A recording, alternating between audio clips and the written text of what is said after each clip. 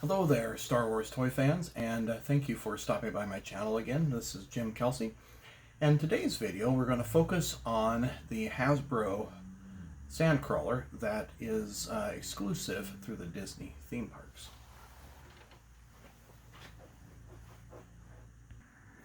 So here it is, and I have to say that I am really most impressed with this piece of workmanship. It's just an incredible toy, even at the price point of $100, which is very expensive. It's just really, I'm just really impressed with the whole thing. I'm not fortunate to own or have ever owned the 1979 Kenner Sandcrawler that's remote control. It was way too expensive for my parents to purchase for me back then. I was 10 in 1978 when I started collecting Star Wars. And now today the thing sells for, if you want a complete one with the remote, with nothing missing, door and everything else, $500–600. So just still way beyond my budget. So I'm very blessed to have this one here. So this is released through the Disney theme parks, and it comes with two figures. So it comes with a Jawa that has some hard plastic here, as opposed to the soft plastic. Also has a gun, has some pretty limited articulation. The arms kind of limited move.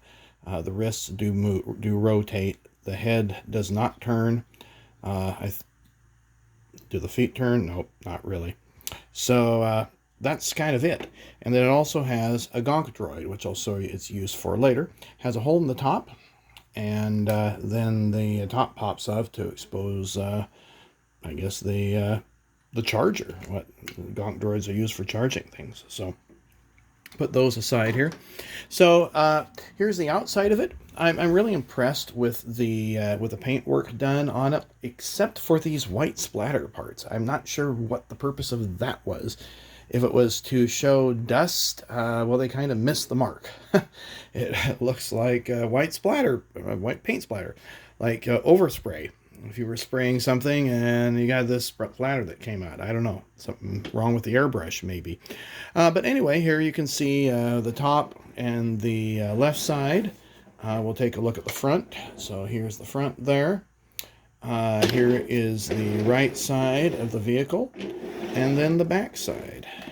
And would be cool if they had made this hook come out. But they have a hook on the inside, which I'll show you. Now, if we take a look at the bottom is really neat in the fact that it has 4 pairs of wheels to allow it to roll effectively on the floor. Here is where the electronics battery pack is stored, so that 3 AA batteries fit in there. You have your speaker there, and then you have a switch that has pretty much 2 different settings on it. And so one setting moves the wheels, or one setting makes the Sandcrawler sound when you move the wheels, and the other setting does not. So I think this is the setting that has the wheel move. No, it does not. So on the back, in order to access the sounds, you have really 4 sets of buttons. So 1, 2, 3, 4. This activates lights on the inside. This one has 2 different features. This one's right now is droids, I think. Yeah. And cycles through, I think it has like 3 different sounds. And then over here, Sandcrawler noises.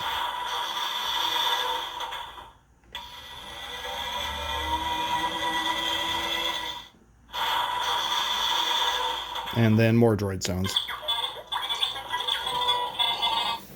Now when we move the switch to the other side, now when I move the Sandcrawler, it makes the Sandcrawler noise, which is pretty neat. And then the sounds change on the back as well. So here, now this becomes Jawa sounds. Babbitt, Babbitt, Abbott and Costello.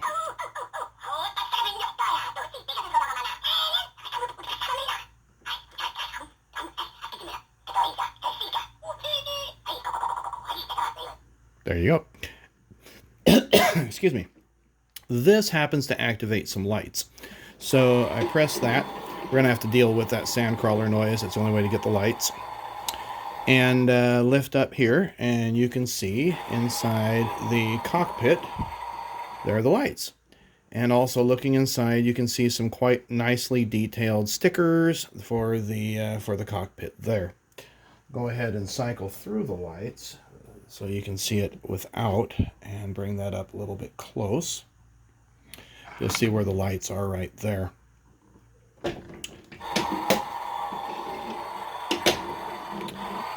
Now the front, we activate the lights there, so that's like the second setting. And then the third setting, we will have the complete lights on, both front and cab. So I'm going to shut that off for right now so we're not competing with each other. Now, looking at the inside, this door opens up as well as the front. And so the front opens up, and then you have a little crane here that pops out. And this is where you can stick your Gonk Droid. So that's what the hole in the top is for. Just put your Gonk Droid there, and then you can bring him in as you wish. Now, when you look on the inside, we also have an elevator.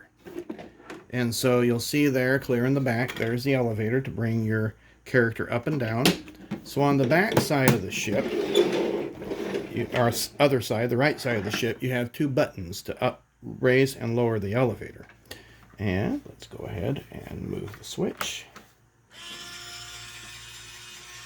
Now you can see it coming down.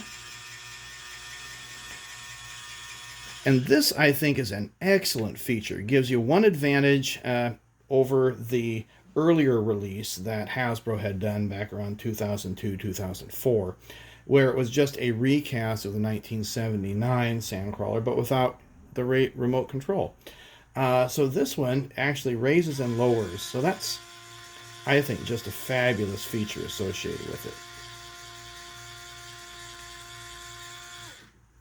it. Now, going back to the inside, and I've done some customization to this, which I know some purists will not like.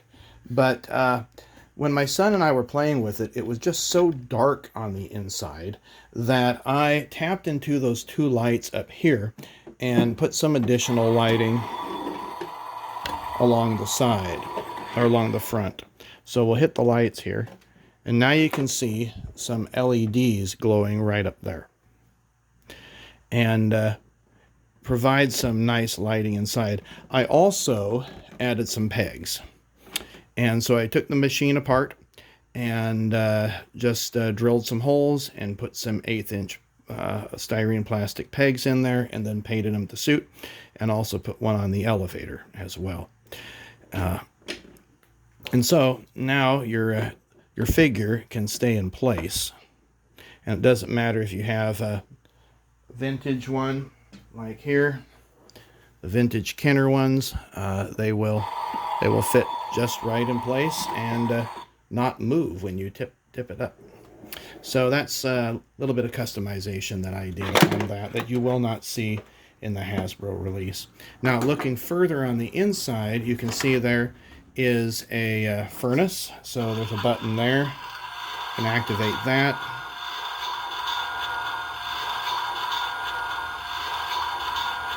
Let it cycle through. And then there's a little place where the Jawas can stand. I did not put a peg there. And then a little trap door that just leads down to the bottom area. So all in all, it's just a really, really neat toy.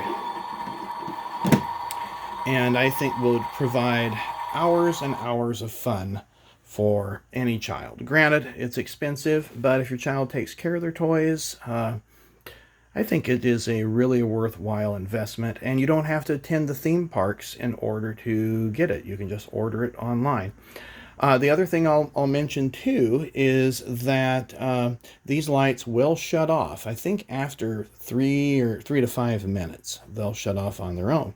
Then you'll just have to press the button and turn them back on again. But just to give you an idea of the lighting in there, I'm going to turn off the light.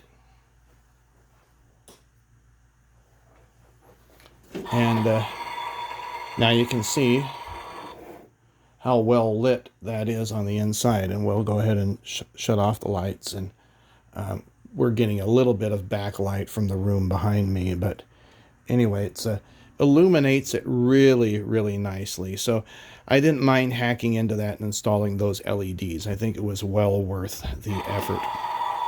And if you'd like instructions on how to accomplish that, feel free to ask in the comments, and I can give you some ideas, or even possibly do a tutorial on it. But it's pretty simple. You just have to unscrew some key screws and then get in there and solder attached to those lights that are in there.